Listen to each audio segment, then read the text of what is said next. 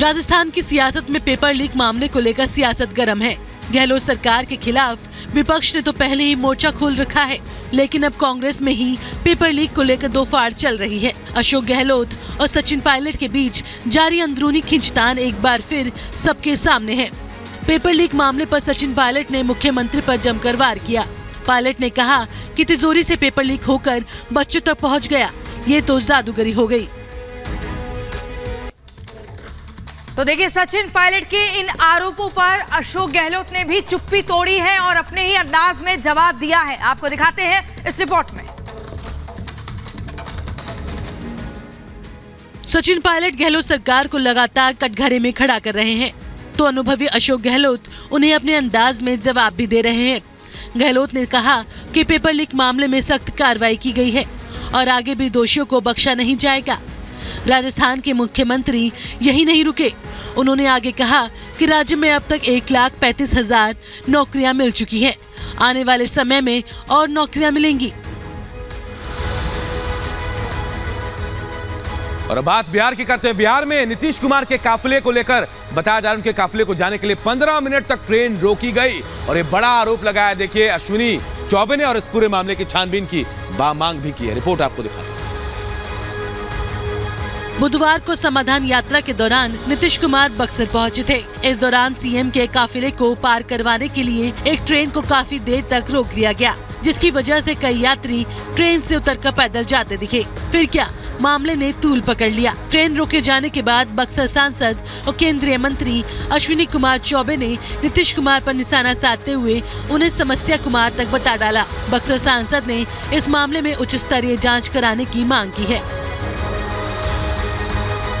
तो देखिए, बिहार के मुख्यमंत्री नीतीश कुमार प्रधानमंत्री बनने का सपना देख रहे हैं, लेकिन उन्हें तेलंगाना की रैली के लिए बुलावा नहीं आया और ऐसे में बीजेपी ने नीतीश कुमार को लाचार मुख्यमंत्री करार दिया है। इसी पर आपको दिखाते हैं एक रिपोर्ट। बिहार के मुख्यमंत्री नीतीश कुमार इन दिनों चौतरफा हमलों से घिरे हुए हैं। पीएम बनने का सपना देख रहे नीतीश कुमार को विपक्ष की तरफ से बुलाहट नहीं आया, तो बीजेपी ने पूरे मामले पर चुटकी ले ली। बीजेपी के कद्दावर नेता और केंद्रीय मंत्री गिरिराज सिंह ने एक बार फिर बिहार के मुख्यमंत्री को आड़े हाथों ले लिया।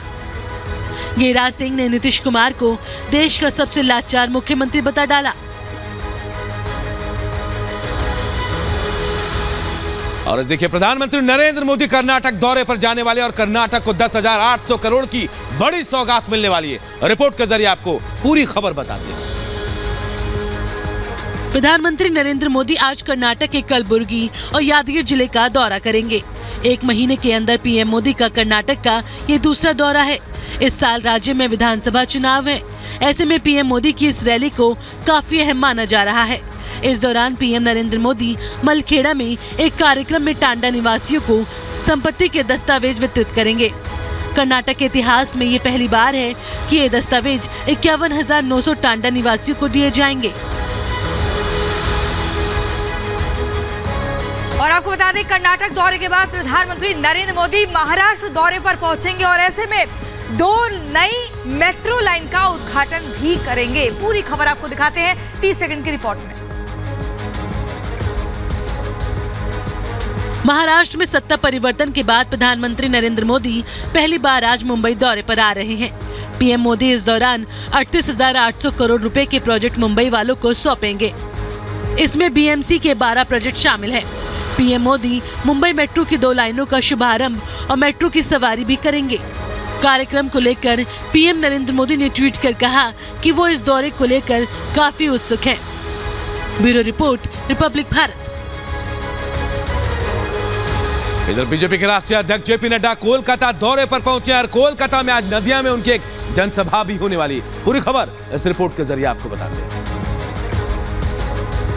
भाजपा के राष्ट्रीय अध्यक्ष जेपी नड्डा देर रात पश्चिम बंगाल की राजधानी कोलकाता पहुंचे। अध्यक्ष पद का कार्यकाल बढ़ाए जाने के बाद नड्डा का ये पहला दौरा है। आज बीजेपी अध्यक्ष नदिया जिले में भाजपा कार्यकर्ताओं को संबोधित करेंगे। कोलकाता पहुंचने के बाद जेपी नड्डा विक्ट्री का निशान दिखाते हुए नजर आए। बीजेपी ने बंगाल लोकसभा चुनाव में 25 सीटों का टारगेट रखा है। पिछले लोकसभा चुनाव में बीजेपी को 42 में से 18 सीटों पर जीत मिली थी। तो देखिए, आज से 5 दिनों के बंगाल दौरे पर रहेंगे आरएसएस प्रमुख मोहन भागवत और ऐसे में नेताजी की जयंती पर जनसभा को संबोधित करेंगे। पूरी खबर आप देखिए 30 सेकंड की रिपोर्ट में। राष्ट्रीय स्वयंसेवक संघ के सर संघ चालक मोहन भागवत आज से बंगाल दौरे पर हैं। 5 दिवसीय दौरे के दौरान मोहन भागवत 23 जनवरी को शहीद मीनार में नेताजी की जयंती के अवसर पर सभा करेंगे। इससे पहले आज पूर्वोत्तर भारत के विभिन्न राज्यों के विशिष्ट लोगों के साथ बैठक करेंगे। वहीं 20, 21 और 22 जनवरी को संगठन की सांगठनिक बैठक में हिस्सा लेंगे। इस बैठक में आरएसएस की नीतियों और विस्तार को लेकर चर्चा होगी।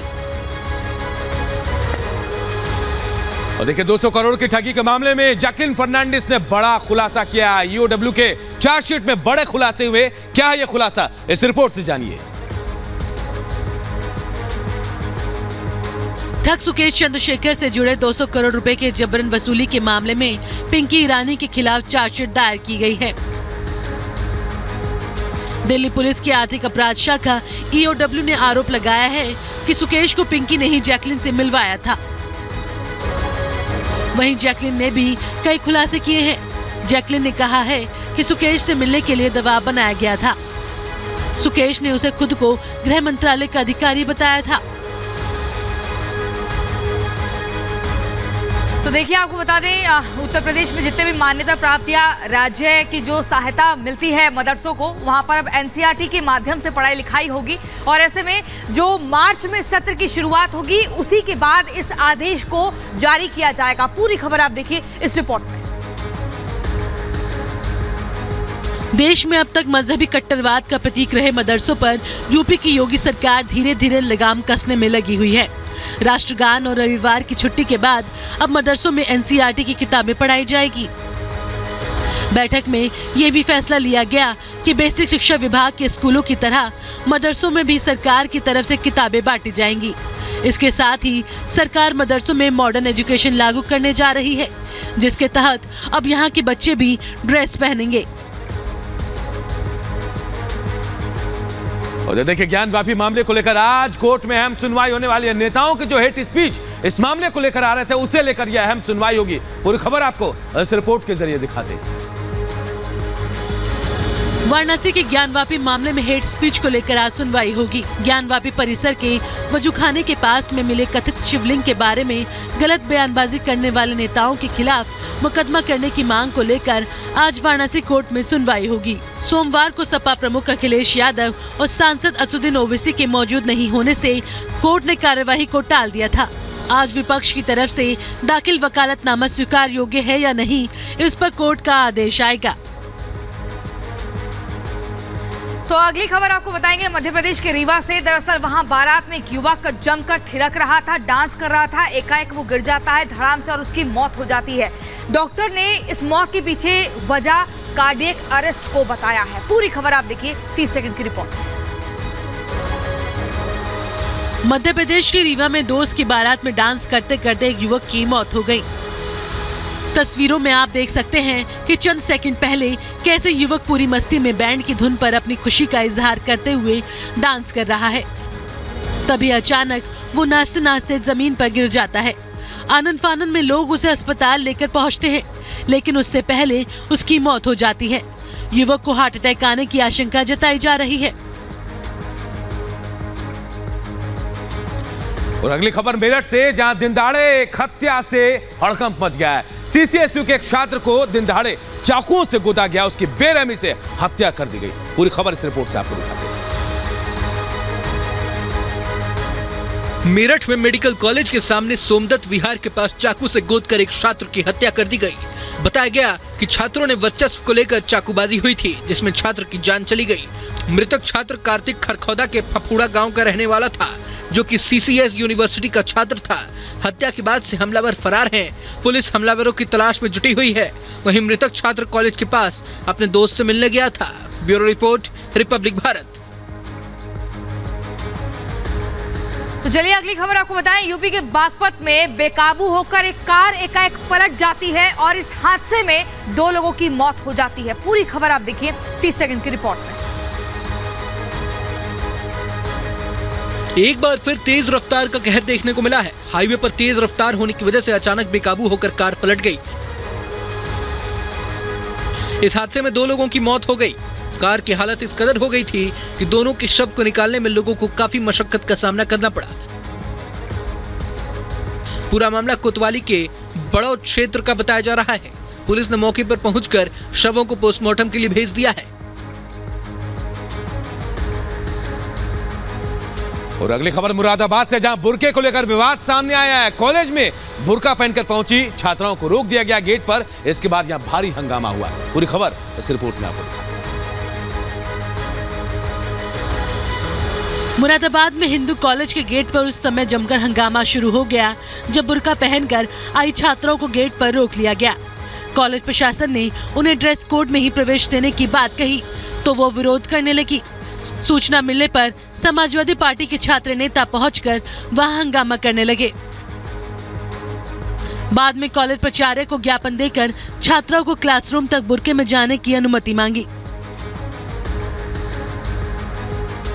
तो चलिए अगली खबर आपको बताते हैं यूपी के रायबरेली से, जहां पर पुलिस और गौ तस्करों के बीच में जबरदस्त मुठभेड़ होती है और इस मुठभेड़ के दौरान एक को गोली लग जाती है और बाकी के 2 लोग जो हैं वो बताया जा रहा फरार हो जाते हैं। पूरी खबर आप देखिए 30 सेकंड की रिपोर्ट में।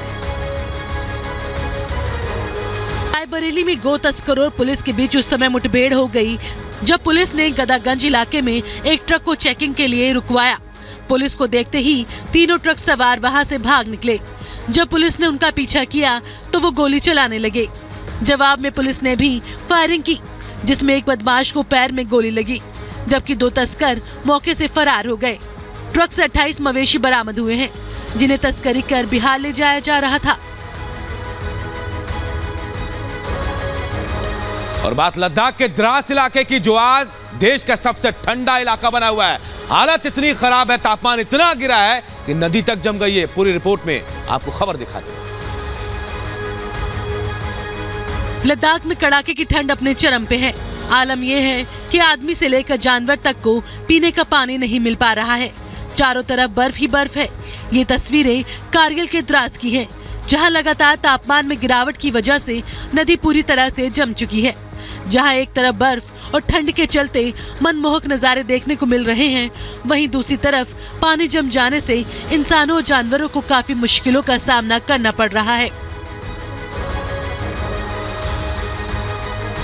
तो चलिए अगली खबर आपको बताते हैं। देखिए, आज से देश भर के जितने भी सिनेमा घर हैं वहां दोबारा से विवेक अग्निहोत्री की the Kashmir files film release होने जा रही है। पूरी खबर आप देखिए इस रिपोर्ट में। विवेक अग्निहोत्री की लिखी और डायरेक्ट की गई फिल्म द कश्मीर फाइल्स एक बार फिर पर्दे पर नजर आने वाली है। आज इसे दोबारा सिनेमाघरों में रिलीज किया जा रहा है। विवेक अग्निहोत्री ने ट्वीट कर लिखा, द कश्मीर फाइल्स को दोबारा 19 जनवरी को रिलीज किया जा रहा है। आज कश्मीरी हिंदू नरसंहार दिवस है। ये पहली बार है जब कोई फिल्म साल में 2 बार रिलीज हो रही है। भारत में इस फिल्म ने काफी सुर्खियां बटोरने के साथ ही बॉक्स ऑफिस पर शानदार कलेक्शन किया था। देखिए, रूस यूक्रेन जंग के बीच जेलेंस्की ने एक बार फिर तमाम देशों से, दुनिया के तमाम देशों से युद्ध खत्म करने के लिए समर्थन मांगा है। क्या कुछ कहा जेलेंस्की ने, इस रिपोर्ट में हम आपको बताते हैं। दावोस में चल रहे विश्व आर्थिक मंच को यूक्रेनी राष्ट्रपति ने संबोधित करते हुए एक बार फिर दुनिया से मदद की मांग की है। जेलेंस्की ने कहा कि रूस को युद्ध करने के लिए कुछ सेकंड लगे थे, लेकिन दुनिया ने उस पर प्रतिबंध लगाने में कई दिन लगा दिए। जेलेंस्की ने कहा कि रूस को अपनी गलतियों को पहचानना और हमारी क्षेत्रीय अखंडता का सम्मान करना चाहिए। अंतर्राष्ट्रीय समुदाय से रूस के खिलाफ कार्रवाई की मांग करते हुए उन्होंने कहा कि अब संकोच नहीं करना चाहिए। तो देखिए, रूस और यूक्रेन का जो जंग है वो लगातार जारी है और ऐसे में यूक्रेन से जबरदस्त तरीके से लड़ने के लिए रूस और बेलारूस का युद्धाभ्यास जारी है। पूरी खबर आप देखिए इस रिपोर्ट में। 11 महीने से जारी यूक्रेन से युद्ध में रूस बेलारूस से विध्वंसक तैयारी में जुटा है। ज्वाइंट एक्सरसाइज के जरिए रूस बेलारूस में हथियारों का जखीरा जमा कर रहा है। रूस लगातार सैनिकों और हथियारों को बेलारूस भेज रहा है। 1 फरवरी तक चलने वाले इस अभ्यास में दोनों देशों की वायुसेना ने हिस्सा लिया। बेलारूसी रक्षा मंत्रालय के अनुसार रूस ने युद्धाभ्यास के लिए अपने युद्धक विमानों को बेलारूस में तैनात किया है। इसमें देश के सभी हवाई ठिकाने और फायरिंग रेंज को शामिल किया गया है। Bureau report, Republic Bharat. और देखिए, रूस यूक्रेन जंग के बीच व्लादिमीर पुतिन जो है रूस के राष्ट्रपति, उन्होंने मिलिट्री प्लांट का दौरा किया और कहा कि जंग जो है रूस ही जीतेगा। पूरी खबर इस रिपोर्ट से दिखाते हैं आपको। 24 फरवरी 2022 को शुरू हुई रूस यूक्रेन जंग जारी है। इस बीच रूस के राष्ट्रपति व्लादिमीर पुतिन का बड़ा बयान सामने आया है। पुतिन ने कहा है कि जंग में जीत रूस की ही होगी। सेंट पीटर्सबर्ग में मिलिट्री फैक्ट्री का दौरा करने पहुंचे रूसी राष्ट्रपति ने कर्मचारियों को संबोधित करते हुए कहा कि जंग में हमारी जीत पक्की है। मुझे इस बात पर कोई डाउट नहीं है। इस युद्ध में रूसी लोगों की एकजुटता, हमारे सैनिकों का साहस और वीरता जंग में हमें जीत दिलाएगा। Bureau report, Republic Bharat. तो चलिए अगली खबर आपको बता दें, यूरोपीय देश सर्बिया के कई हिस्सों में बाढ़ का कहर लगातार जारी है और ऐसे में लोगों को सुरक्षित जगहों पर पहुंचाने का काम चल रहा है। पूरी खबर आप देखिए इस रिपोर्ट में। सर्बिया के दक्षिणी हिस्से के कई शहरों में भारी बारिश के बाद बाढ़ आ गई है। लगातार जारी मूसलाधार बारिश से कई इलाके जलमग्न हो गए हैं। खेतों में लबालब पानी भर गया है। वहीं लोगों के घरों में भी पानी घुस गया, जिसकी वजह से लोगों को काफी नुकसान पहुंचा है। लोगों को बचाने के लिए उन्हें सुरक्षित जगहों पर ले जाया गया है। भारी बारिश के चलते इस हफ्ते ग्रेबोविका नदी में उफान आ गया है। प्रशासन ने आने वाले दिनों में और ज्यादा बारिश होने की संभावना जताई है।